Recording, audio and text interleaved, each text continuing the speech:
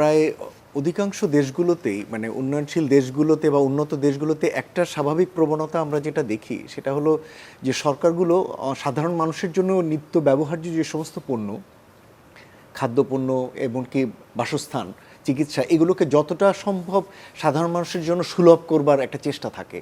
তার কারণ হচ্ছে এটা এক ধরনের রাজনৈতিক মেসেজ দেওয়ার চেষ্টা থাকে যে কোনো দেশের সরকারগুলোর। উন্নত দেশগুলোতে অবশ্যই, যেমন আপনি যদি মার্কিন যুক্তরাষ্ট্রে দেখেন তাহলে দেখবেন যে সেখানে খাবার খরচ অনেক কম, কিন্তু অন্যান্য খরচ অনেক বেশি। এমনকি আমরা নিজেরাও গতকালকে বিশ্লেষণ করে কিছু কিছু পণ্য দেখেছি যেটাতে ইউরোপ বা আমেরিকাতে বাংলাদেশের তুলনায় তাদের মাংসের খরচ আমাদের থেকে কম তাদের, কিন্তু আমাদের সেই তুলনায় মাংসের খরচ বেশি।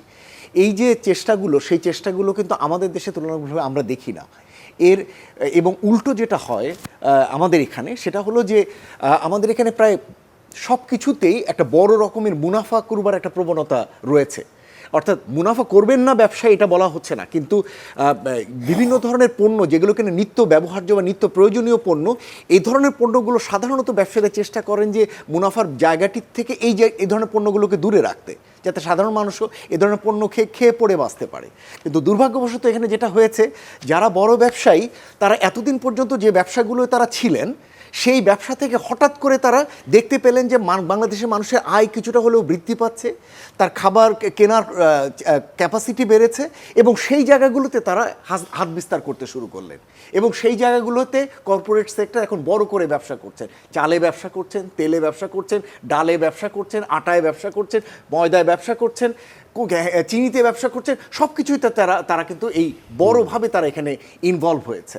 এবং তার ফলে যেটা হয়েছে যে এই বড় এনগেজমেন্টের মাধ্যমে যদি এমন হতো যে হ্যাঁ ঠিক আছে, বড় বৃহৎ গোষ্ঠীগুলো আমাদের এখানে কর্পোরেটগুলো এসে তারা পণ্য সরবরাহ করেছেন, ভালো করেছেন, এবং একই সাথে সাধারণ মানুষ সেগুলোর প্রাপ্যতা নিশ্চিত হয়েছে, কিছুটা হয়েছে, আমি বলবো না যে হয়নি তা না, হয়তো মানের দিক থেকেও কিছুটা ভালো করছেন, কিন্তু তার বিনিময়ে তারা কিন্তু যে মাত্রায় মুনাফা করছেন সেটা কিন্তু সাধারণ একটা প্রতিযোগিতামূলক কাঠামোর মুনাফা স্ট্রাকচার না।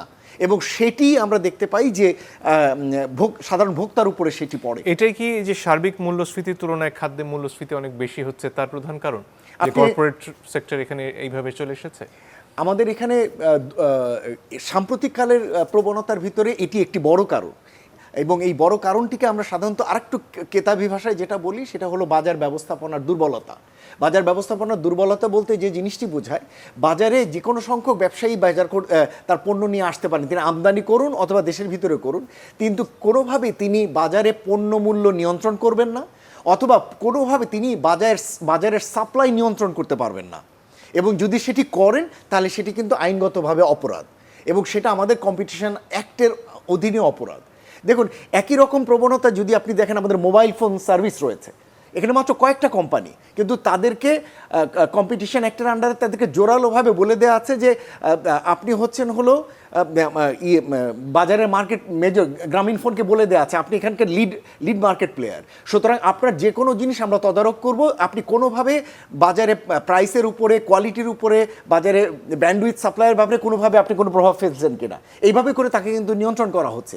কিন্তু সেই জিনিসগুলো আমরা অন্যান্য পণ্য বাজারে কিন্তু দেখতে পাই না। ফলে যেটা হচ্ছে যে কর্পোরেট সেক্টরগুলো এই জায়গাটিতে বড়ভাবে তাদের প্রভাব বিস্তার করে যেটি হয়েছে যে মার্কেট শেয়ার এখন মোটামুটি প্রত্যেকটি পণ্যের ক্ষেত্রে অল্প কয়েকটি বড় কোম্পানির বাজারের হাতে 60-70% তাদের মার্কেট শেয়ার।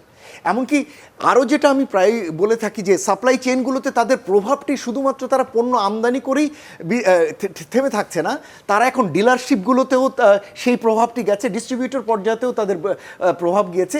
এখন তারা জাহাজ কিনে ফেলেছেন, তারা জাহাজের মাধ্যমে পণ্য আমদানির পর্যায়টাও তারা এখন অনেক ক্ষেত্রে নিয়ন্ত্রণ করছেন।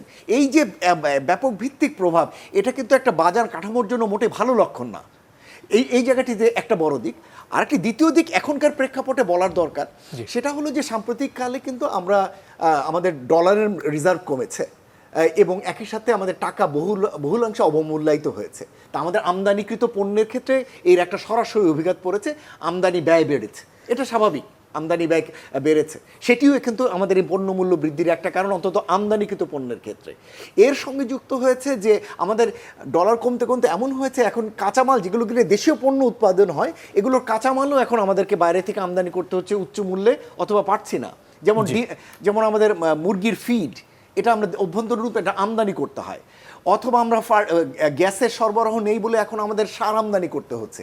এই সবগুলোরই কিন্তু উৎপাদন ব্যয় বৃদ্ধির জন্য এগুলো এক ধরনের ভূমিকা রাখছে। সুতরাং আমি বাজার ব্যবস্থাপনা দুর্বলতাটাকে বড় করে বলছি, কিন্তু একই সাথে বৈশ্বিক পর্যায়ে আমাদের লেনদেনের যে দুর্বলতা সেটিও কিন্তু একটা বড় কারণ এই সময়কালে উচ্চ মূল্যের। সুতরাং দু রকমের বাজার সংশ্লিষ্ট কারণও রয়েছে, আবার বাজার বহির্ভূত কারণও রয়েছে।